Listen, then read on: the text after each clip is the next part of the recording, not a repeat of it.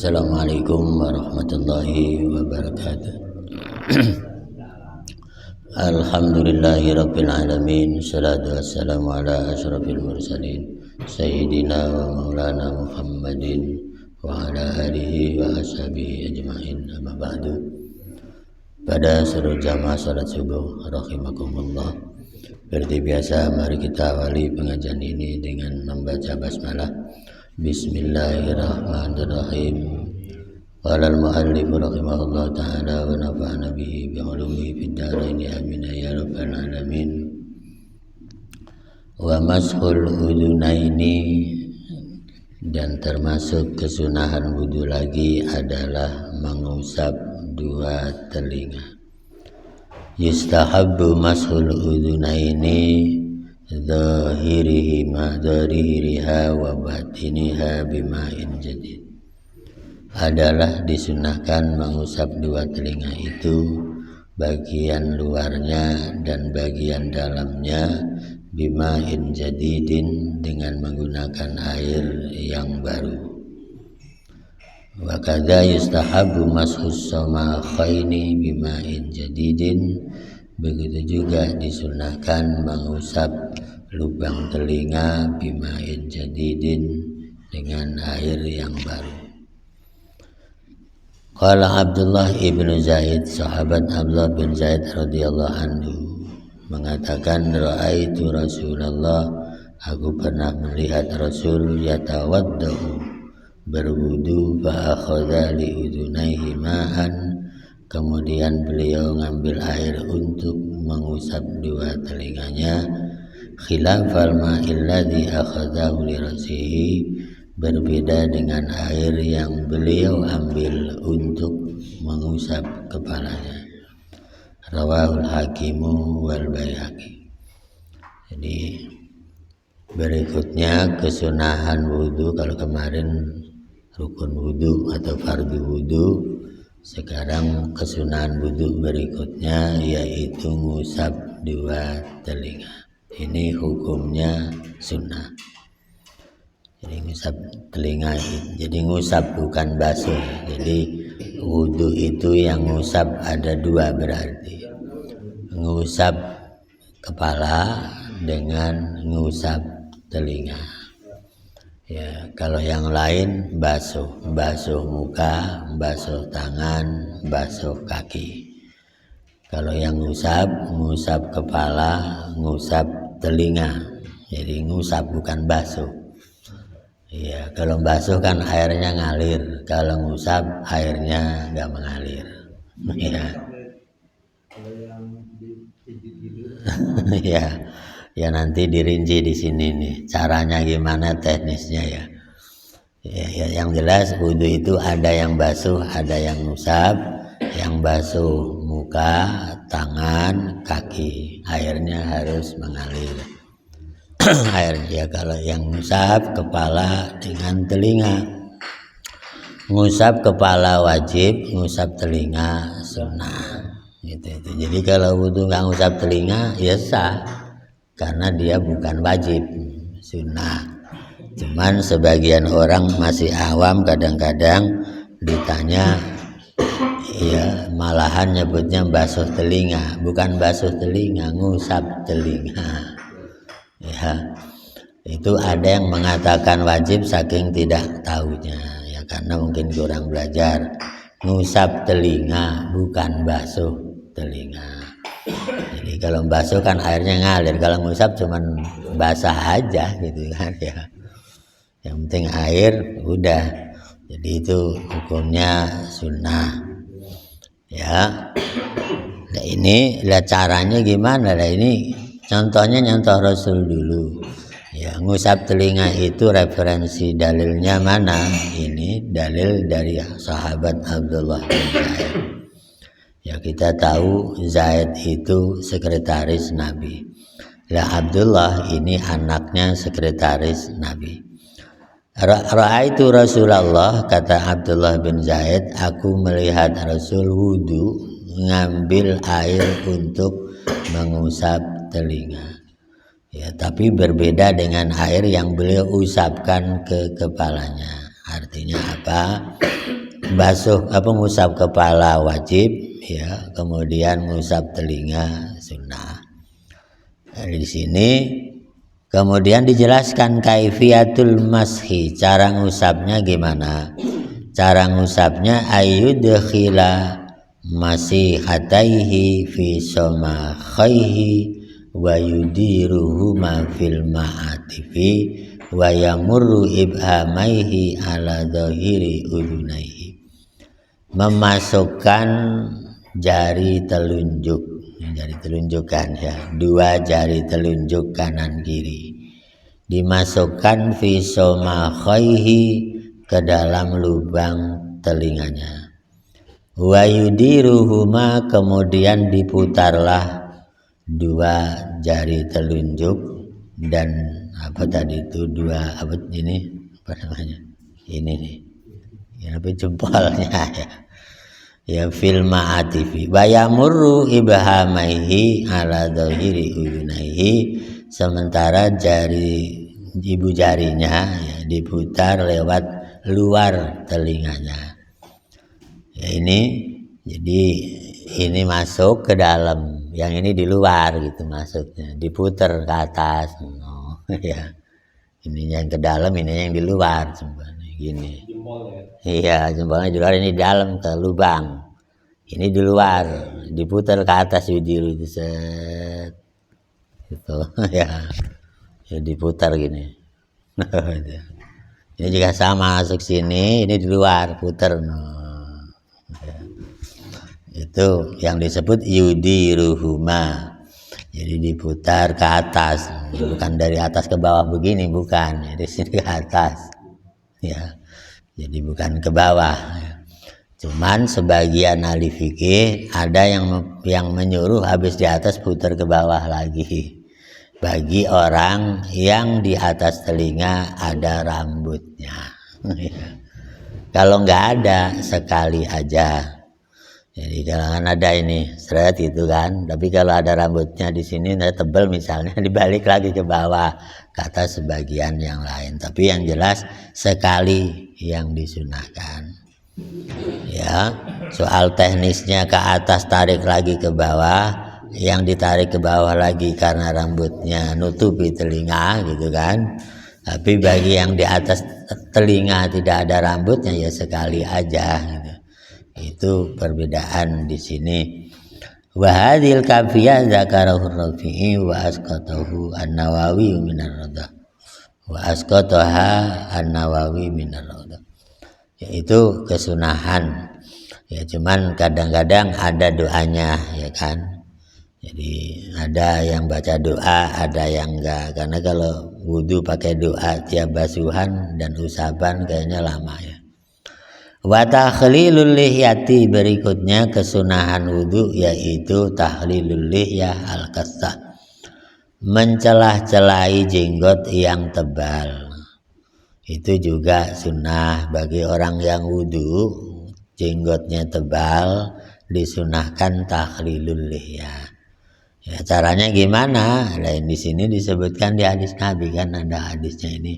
Anna Rasulullah kana yukhallilu lihyatahu, bahwa Rasul pernah wudu mencelah-celahi jenggot beliau yang tebal. Jadi kalau yang tebal disunahkan dicelah-celahi, tapi kalau yang tipis enggak.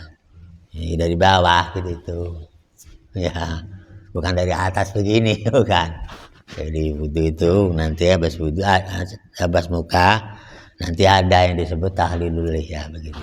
Tapi yang jenggotnya tebal, kalau yang jenggotnya tebal ya nggak disunahkan mencelah-celahi jenggot. Ya kan orang beda-beda jenggotnya, ada yang tebal ada yang enggak, ya kan. Itu memang memelihara jenggot itu hukumnya sunnah. Ya seandainya melihara dapat pahala enggak juga enggak apa-apa. Cuman melihara jenggot disunahkan itu rinciannya, kalau jenggotnya tebal, kalau jenggotnya tipis ya enggak. Ya karena kalau jenggot cuman rambutnya dua gitu masa dipiara buat apa ya. Kayak Pak Guru mau jenggotnya tebal, jenggot rambut cuman dua masa dipiara ya. Ya karena di situ alasannya untuk kecakapan. Lizina. Iya. Ya kalau Pak Guru kan jenggotnya tebal, yaitu disunahkan kalau mau nyari pahala disunahkan, enggak juga enggak apa-apa gitu loh. Tapi kalau jenggotnya cuma 2, ya kalau miara jenggotnya cuma 2 helai doang kan, ya buat apa ya? Ya enggak indah enggak apa. Wong maksudnya dipiara itu indah. Ya kalau enggak indah ya janganlah. Ya nanti malah bukan jadi ini ya. Orang jenggot cuma 2 dibuang aja ya. Cuma 2 bulu doang. Itu amma tahlilul asabi fa an ibni Abbasin radhiyallahu anhuma anna Rasulullah qala idza tawadda'ta fa khallil asabi ayadaika wa rijlaika. Kata Nabi, kalau kamu berwudu maka celah-celailah dua tanganmu dan 2 kakimu dengan jari-jarimu. Jadi mencelah-celahi jari tangan dan jari kaki itu juga sunnah. Jadi kalau wudhu kan kadang-kadang ada yang ya cepat ya. Kalau cepat biasanya nggak ada yang mencelah-celahi jari kaki dan jari tangan, ya kan?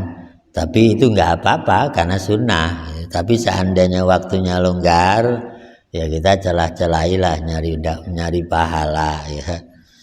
Jadi gimana? Nah disitulah dimulai dari jari kelingking ini yang kiri untuk kaki yang kanan. Dimulai dari jari kelingking yang kanan. Jadi dari sini dulu gitu tuh, nih ke bawah sini nih, gitu tuh.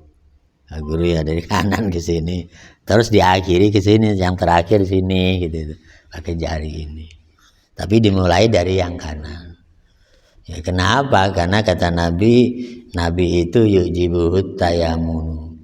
Rasul itu suka menggunakan yang kanan, diawali dengan kanan dalam hal-hal yang baik-baik. Karena mencelah-celahi tadi itu baik, maka diawali dengan yang kanan dulu. Ya sama, jari-jari tangannya juga begitu kalau mau kesunahan dijalankan dengan baik. Ya, itu saking rapinya. Jadi kalau wudhu itu wajib dijalankan, sunnah dijalankan lama, udah pasti lama. Apalagi ditambah dengan doanya. Cuman kata Imam Nawawi, doanya ada yang sahih, hadisnya ada yang tidak. Itu kan. Ya kan kalau doa basuh kaki itu kan ya jelas itu ada doanya ya.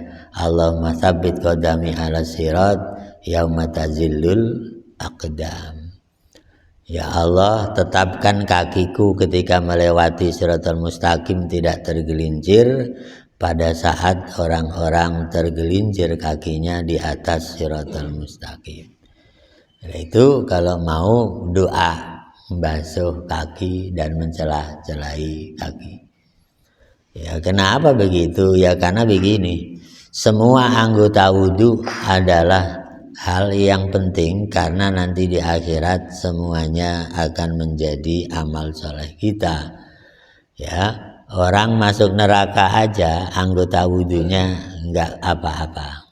Gitu itu. Makanya penting wudhu itu. Ya, termasuk lewat Shiratal Mustaqim itu kaki yang dibasuh dengan wudhunya itu juga yang akan menolong dia. Makanya ada doanya tadi kan, ya Allah tetapkan kaki saya ketika lewat Shiratal Mustaqim jangan kepleset pada saat orang-orang kafir terpeleset kakinya. Ya gimana, karena kita bayangin orang lewat Shiratal Mustaqim itu kan jisrun mamdudun alamat ni jahannam. Shiratal Mustaqim itu jembatan kecil sekali dibentangkan di atas neraka jahanam. Jadi kalau ngelincir ya pasti di jahanam, itu doang kan. Ya kalau ngelincir jatuh, udah pasti jatuhnya di neraka jahanam. Sedangkan perjalanan Shiratal Mustaqim sendiri kata Nabi 3000 tahun akhirat. Waduh, lewat Shiratal Mustaqim bawahnya jahanam 3000 tahun akhirat lagi. Akhirat tuh ya, bukan 3000 tahun dunia ya. Udah jadi berapa itu? Ya karena 1000 tahun dunia kata Quran sama dengan sehari akhirat. Wa inna yauman ka alfi sanatin mimma ta'uddun. Dan sesungguhnya satu hari akhirat sama dengan 1000 tahun yang kamu hitung di dunia. Kan berarti kalau 1000 tahun akhirat berapa panjangnya? Ya gitu itu. Makanya basuh kaki tadi ada doanya, ya iya karena supaya lewat Shiratul Mustaqim itu satu selamat tidak tergelincir. Cuman kalau bisa lewatnya 3000 tahun dikurangi, bisa enggak kan gitu itu. Normalnya 3000 tahun. Iya, ada yang secepat kilat, ada ya kata Nabi mah beda-beda. Paling cepat secepat kilat. Ya kan? Sekedip mata, ngedip udah sampai.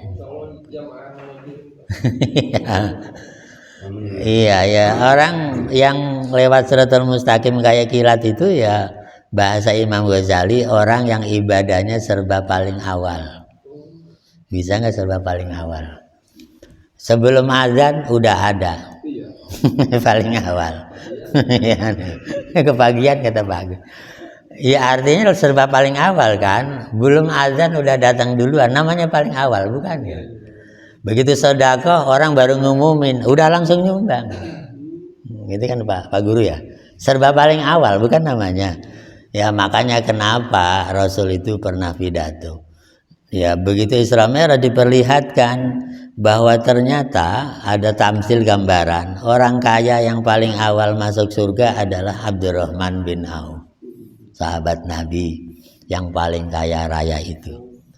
Kenapa? Karena Abdurrahman bin Auf itu kaya rayanya memang nomor 1 dalam hal amal.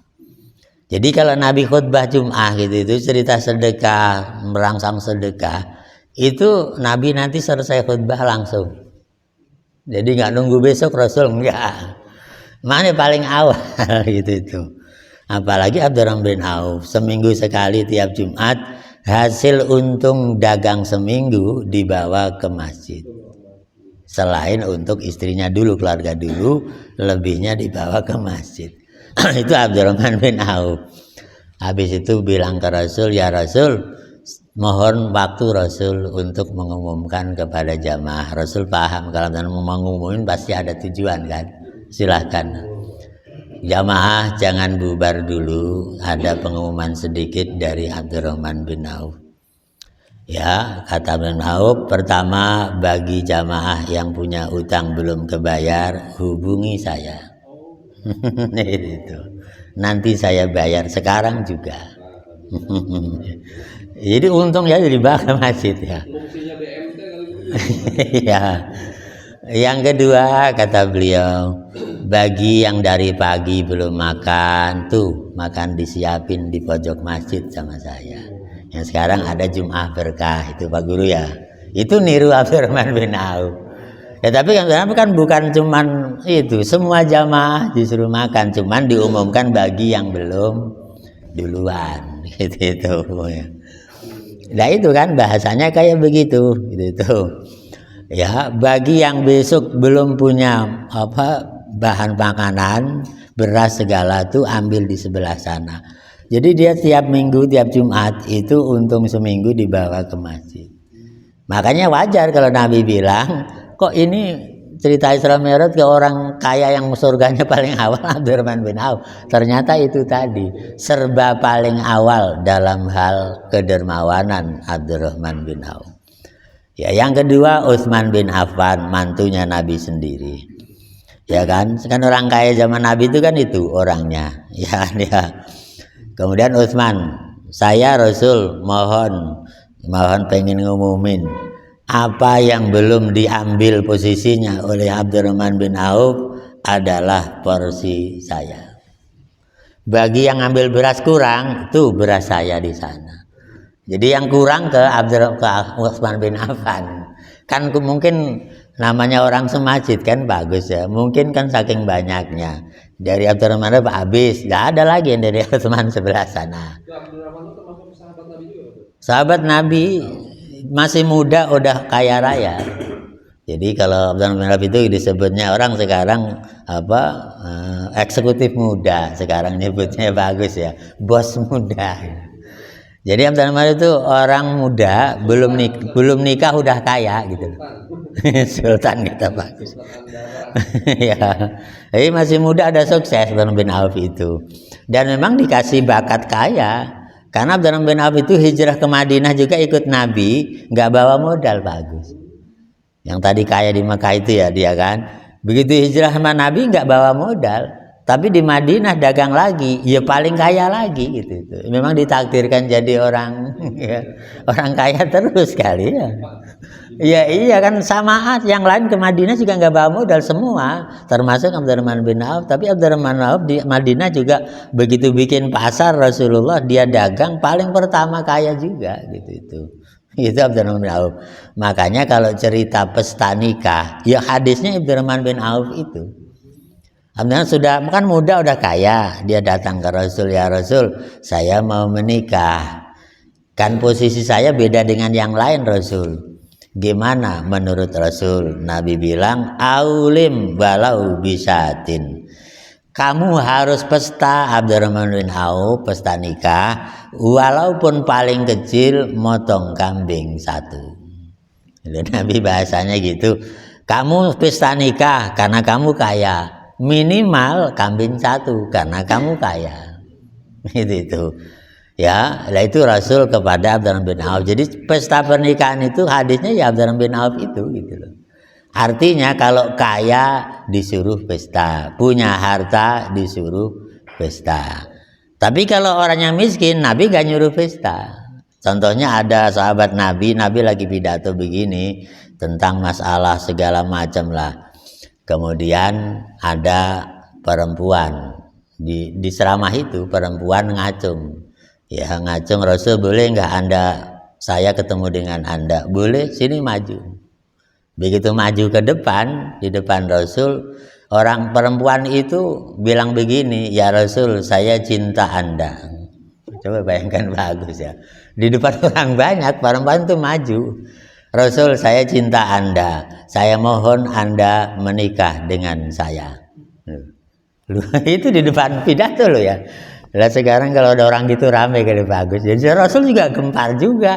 Ini perempuan berani amat ya maju ke depan minta dinikah sama Rasul. Gitu. Lah kemudian Rasul, saya juga cinta Anda. Rasul kan akhlaknya baik, nggak marah, santai aja bagus ya. Saya sebenarnya juga cinta Anda. Ya mau juga nikah dengan Anda, tapi karena saya udah punya Aisyah, ya gimana kalau saya carikan yang lain? Nabi bahasanya gitu. Jadi bahasanya nggak marah-marah, enggak. Ya saya udah punya istri. Gimana kalau yang lain? Kalau Rasul yang nunjuk, saya mau. Gitu bagus ya. Ya begitu Rasul belum nunjuk, udah ada sahabat yang tunjuk cari. Saya Rasul yang dengerin juga hadirin. Saya Rasul yang mau katanya. Waduh, ada yang nyelonong ya. Langsung tunjuk jari. Ya. Langsung tunjuk jari itu laki-laki yang tadi itu, saya buat saya Rasul. Ya karena orangnya cantik, masa jatuh cinta sama Nabi gak cantik, udah pasti cantik kan Pak Guru ya gitu. Lah rupanya sahabat yang hadir ada yang tunjuk jari juga. Saya Rasul buat saya katanya. Ada yang begitu.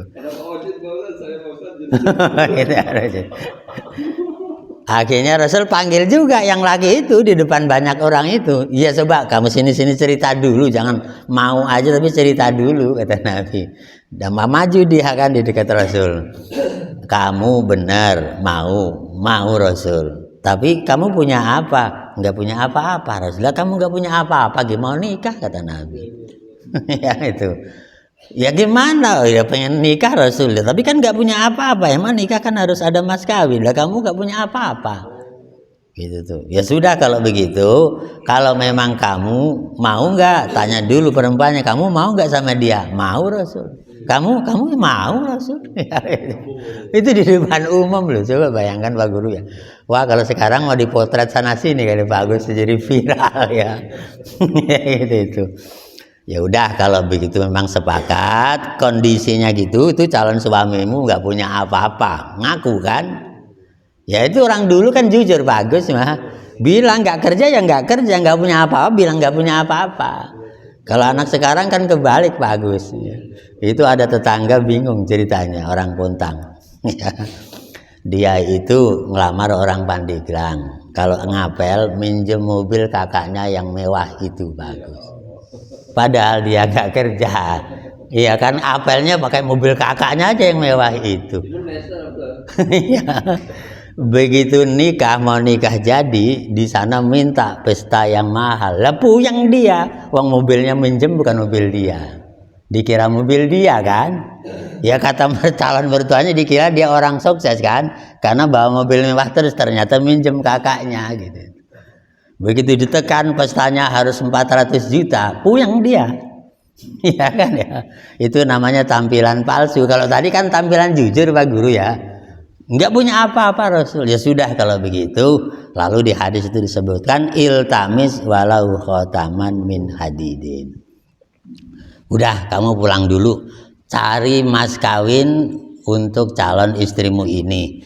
Walaupun nanti nyari sana sini nggak dapatnya cincin besi, silahkan kamu nikah. Kalau istrimu mau nikah dengan mas kawin cincin besi, ya mungkin dia jalan ketemu kawat dibingkokin bikin cincin kali, ya kan? Kemudian dibikin mas kawin gitu kan? Ya kalau cincin besi kan kalau zaman Nabi mas kawin itu udah pasti emas, kalau nggak emas perak, gitu kan Pak Guru ya. Dan Nabi karena suruh beli emas mana mungkin orang nggak punya apa-apa begini. Maka Nabi nyuruhnya nyari apa saja, walaupun terakhir ketemu cincin besi buat mas kawin. Akhirnya ya ketemu cincin besi, mas kawinnya cincin besi. Tapi Nabi nggak nyuruh pesta karena memang nyatanya nikahnya cuman mas kawin cincin besi itu loh. Boro-boro pesta mas kawinnya aja cincin besi itu. Kalau cincin perak kan mendingan gitu kan ya. Ini mah cincin besi. Nah itu artinya cerita pesta pernikahan diawali oleh Abdurrahman bin Auf karena kaya. Itu artinya mampu pesta gitu loh Pak Agus. Lah yang satu tadi nggak disuruh pesta, cuman disuruh nikah dengan mas kawin cincin besi, nggak disuruh pesta karena nggak punya apa-apa. Itu artinya pesta pernikahan itu sunnah, ya bagi yang mampu kayak Abdurrahman bin Auf silahkan. Tapi nggak punya, ya nggak apa-apa wong sunnah. Itu Pak Guru ya. Yang wajib kan nikahnya. Cuman sekarang kayaknya susah bagus nyari istri mas kawinnya cincin besi. Kayaknya nggak ketemu zaman sekarang. Ya nggak ketemu lah. Ya paling kecil seperangkat alat sholat paling kecil ya sekarang ya. Dengan mas kawin seperangkat alat sholat. Kalau kita nggak mau lah suruh mas kawin bakat sholat ya. Ya. Justru kalau perangkat sholat itu berat sebenarnya lah. Nah, karena harus ngajarin sholat. Kalau mas kawin perangkat sholat berarti istri nggak bisa sholat, wajib diajarin sholat. Buat apa perangkat sholat kalau nggak diajarin sholat? Nggak bisa sholat kan? Ya nggak ada gunanya kan? Maka perangkat sholat itu artinya ngajarin sholat juga. Ya kalau istrinya udah bisa sholat mendingan, kalau enggak kan harus diajari. Tambah lagi mas kawin Al-Quran, mashaf Al-Quran. Waduh ngajarin Quran 30 juz capek bagus. Mendingan cincin besi tadi nggak usah ngajarin ya. Ngerti nggak ya? Ya iya orang kan kadang-kadang sekarang tren mas kawin perangkat sholat segala capek. Nanti nggak kerja ngajarin sholat istri dulu. Ya kan ya? Nah itu mendingan mas kawin yang nyata aja lah. Ya mas kawin kalau mas kawinnya surat tanah gimana Pak Agus? Ya nggak apa-apa kan ya, kan tanahnya ada nggak usah masa tanah diajarkan ya enggak lah gitu itu. Itu Abdurrahman bin Auf orang yang pertama masuk surga nanti dari golongan kaya kata Rasul. Ternyata Abdurrahman bin Auf karena dia orang yang serba paling pertama dalam hal infak dengan kekayaannya. Yaitu tapi kalau yang dalam hal ibadah ya tentu yang ibadahnya selalu serba paling awal gitu itu. Ya, makanya kenapa Nabi itu merangsang Jumatan disuruh berangkat lebih awal. Itu maksudnya. Ya, jadi kata Imam Ghazali, Shiratal Mustaqim itu ada dua. Ada Shiratal Mustaqim dunia, ada Shiratal Mustaqim akhirat. Shiratal Mustaqim di dunia apa kata Imam Ghazali? Ya prestasi ibadah itulah Shiratal Mustaqim di dunia. Kalau prestasinya paling awal, lewat Shiratal Mustaqimnya juga paling awal. Kalau tiketnya pengen tanpa ini sekejap mata, ya memang harus paling awal, gitu kan. Bahkan ada yang nggak lewat Shiratal Mustaqim, ya langsung sampai surga. Dan lewat mana? Lewat syafaat Al-Quran. Jadi di padang mahsyar di Yaumul Hisab ada yang ditanya, mana ahlul Quran? Siapa ahli Quran? Ahlul Quran loh ya. Ini ahlul Quran bukan ahlu qiraatil Quran. Nabi bahasanya ahli Quran bukan ahli baca Quran, bukan ahli Quran. Ya beda lah, ahli baca Quran cuman qori bagus doang, ngamalinya ente. Ngerti kan Pak Guru ya? Nabi nyebutnya ahlul Quran, dibaca iya, diamalkan iya. Itu namanya ahlul Quran. Bahasa Nabi ahlul Quran itu hamilul Quran, orang yang kemana-mana bawa Quran. Bukan bawa Qurannya diteng-teng, bukan ya. Hafal di luar kepala, perilakunya didasarkan dalil Al-Quran. Itu yang dimaksud ahlul Quran. Al-Quran hafal, diamalkan, maka dia nggak usah lewat Shiratal Mustaqim. Kata malaikat, silahkan kamu terbang dengan Al-Quran. Cis, gitu doang. Nggak lewat Shiratal Mustaqim tadi. Itu. Jadi burungnya dari surga, burung Quran itu datang ke padang mahsyar, naik jalan gitu itu. Ya, kalau itu mau kelas berat ya bagus ya. Ngapalin kulu aja lupa, gimana 30 juz ya. Ngapalin kuliah aja jadi imam mutar-mutir bala antum nggak selesai. Ya kan? Ngapalin 30 juz Pak Guru ya. Lah itu. Kalau bagi yang lain selain itu ya tadi itulah ibadah serba paling depan paling awal, itu kan.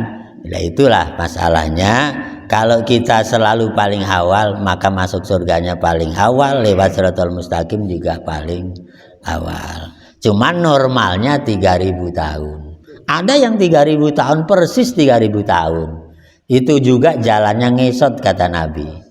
Tahu ngesot kan ya? Ngesot tahu Pak Guru ngesot. Ya, sambil merangkak sambil megangin ngesot itu.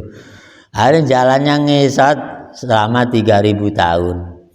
Ya begitu sampai di ujung ternyata 3000 tahun juga nggak jatuh ke jahanam, selamat sampai ke gerbang surga. Jadi kan Shiratal Mustaqim itu dari sininya namanya mauqif, lewatlah jalan. Nanti ujungnya gerbang surga gitu itu. Jadi kalau selamat tepat di depan gerbang surga. Ya itulah Nabi ditanya ya, yang jalannya sempurna 3000 tahun itu tapi selamat gimana ceritanya Rasul? Iya, orangnya mau ibadah dulunya rajin, cuman serba terakhir terus gitu. Oh gitu kata Nabi. Ya ibadahnya mau ibadah tapi terakhir terus. Sholat duhurnya hampir jam 4. Nah gimana? Hampir setengah 4. Kalau asar setengah 4, dia 3 menit sebelum jam setengah 4 baru sholat duhur. Serba di ujung terus ibadahnya. Jamaahnya tinggal 1 rakaat baru datang, bahkan mau salam baru datang lah. Ya gitu. Tapi kan ibadah cuman paling akhir terus. Iya siksanya tadi lewat itu kan jalan. Enggak disiksa ke dia kan memang dia ibadah kan, cuman tadi itu serba terakhir. Ya kalau jatuh ya kena siksa, kalau enggak ya enggak kan dia enggak kan, ya kan enggak jatuh dia mah sampai ke ujung, sampai di sana. Ya Allah terima kasih Allah saya enggak jatuh ke jahanam, udahlah di sini aja enggak usah masuk surga, ngelihatin surga aja cukup. Seneng ya liatin surga aja ya Allah, sampai di sini aja lah, nggak usah masuk. Kalau masuk saya nggak punya pahala lagi, udah pas katanya. Malu saya masuk, saya nggak punya bekal lagi, bekalnya cuma segini doang katanya. Ya kata Allah, ya orang kalau udah selamat dari Shiratal Mustaqim, yang nggak ada yang tinggal di gerbang, mau nggak ada, udah pasti harus masuk. Soal istimewanya nanti di dalam ya pilihannya, tapi nggak ada yang tinggal di depan gerbang, itu nggak ada kata Allah. Kalau udah selamat ya pasti masuk surga. Cuman ya mungkin ya kelasnya paling apa tuh bagus tuh ya, ibarat hotel yang kelasnya paling murah gitu ya. Iya, iya, hotel yang kelasnya murah lah istilahnya.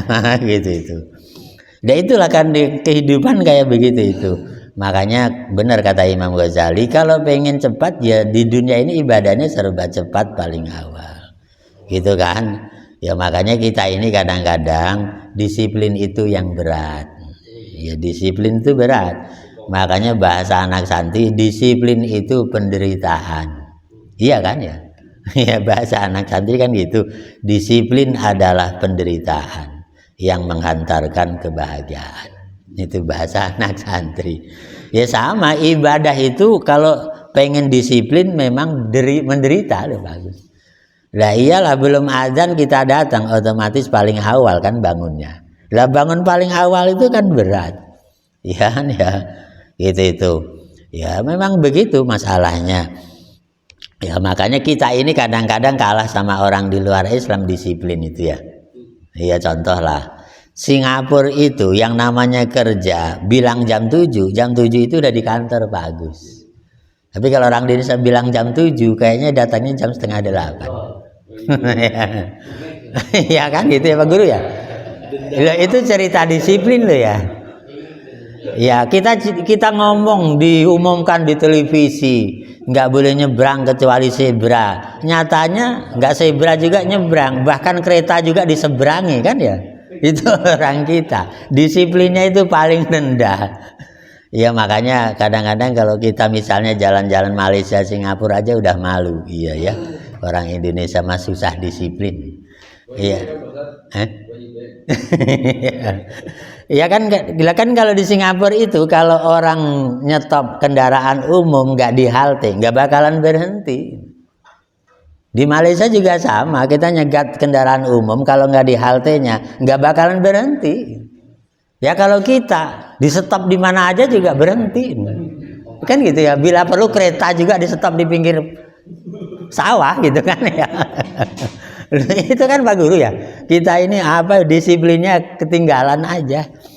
Makanya ada seorang sini kuliah di SGU, yang di Serpong di SGU, Swiss German University ya. Di SGU Serpong itu kan punya Jerman sama Prancis.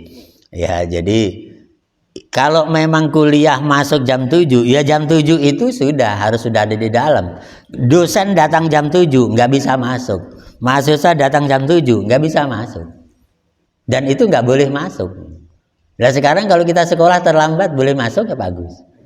Boleh, masih boleh kita mah. Orang luar mau nggak boleh, kelewat semenit nggak bisa masuk, dosen atau mahasiswa. Gitu kan Pak Guru ya.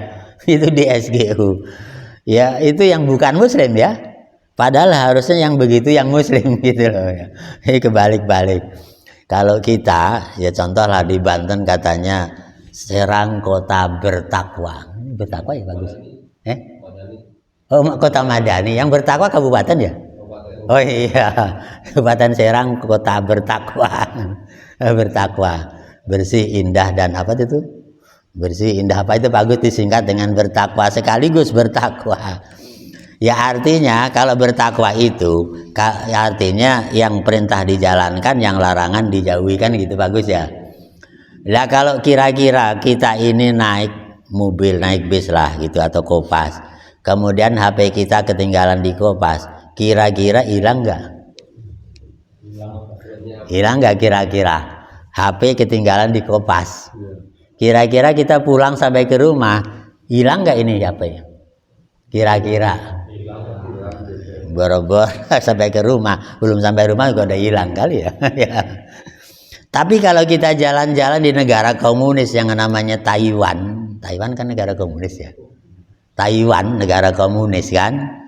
Itu kalau orang kehilangan HP, laptop di bis, di kendaraan umum pasti nggak hilang dan diantar ke rumah. Ya. Kebalik kan ya. Daerah yang Islamnya banyak nggak aman, daerah yang komunis aman. Ya, ya. Itu kan ya. Artinya apa? Yang salah bukan Islamnya, orangnya yang belum bisa mengamalkan. Itu kan. Lah komunis malah bisa ngamalin. Iya, diantar laptop itu diantar ke rumah sama polisi kalau di Taiwan hilang di kendaraan umum. Ya kan? Kalau kita ya nggak ada yang nganter siapa, kopasnya aja banyak copet. Ya, ya. Kopasnya aja banyak copet. Mana ada yang nganter ke rumah? Nggak ada. Gitu. Nah itulah makanya di sini ketika membasuh kaki ada doa, ya Allah jadikanlah kakiku lewat Shiratal Mustaqim itu tetap tahan, tidak kepleset seperti orang-orang munafik dan orang-orang kafir. Intinya kalau orangnya muslim insya Allah selamat, kalau yang lewat orang kafir, orang munafik insya Allah jebur, gitu doang. Cuman orang muslim yang lewat Shiratal Mustaqim kemungkinannya ada yang sempurna 3000 tahun, itu yang paling parah. Ya, tapi kalau yang enggak tetap selamat lewat Shiratal Mustaqim. Ya, kecuali yang memang ditakdirkan harus jatuh ke neraka jahanam. Tapi umumnya orang muslim selamat semua. Sampai yang tadi merangkak juga selamat sebenarnya, gitu itu. Ya, inilah yang dapat dibacakan, mudah-mudahan ada manfaatnya. Terima kasih dan mohon maaf. Assalamualaikum warahmatullahi wabarakatuh.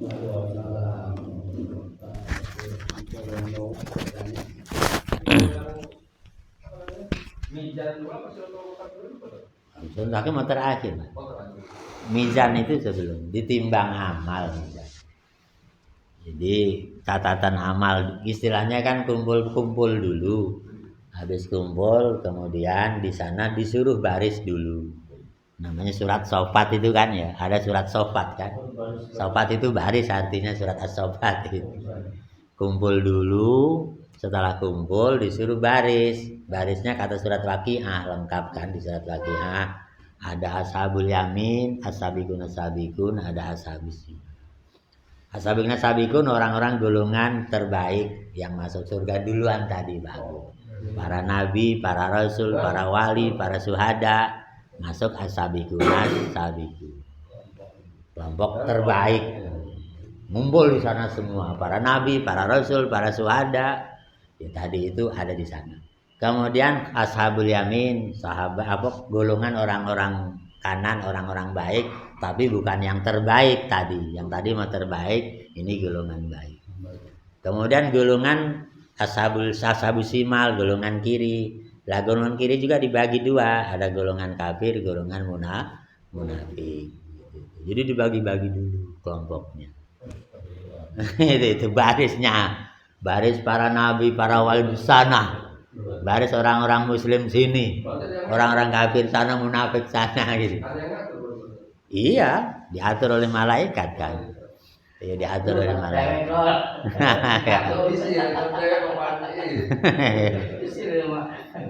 Ya, setelah baris selesai, ya baru ada yang namanya pembagian catatan amal.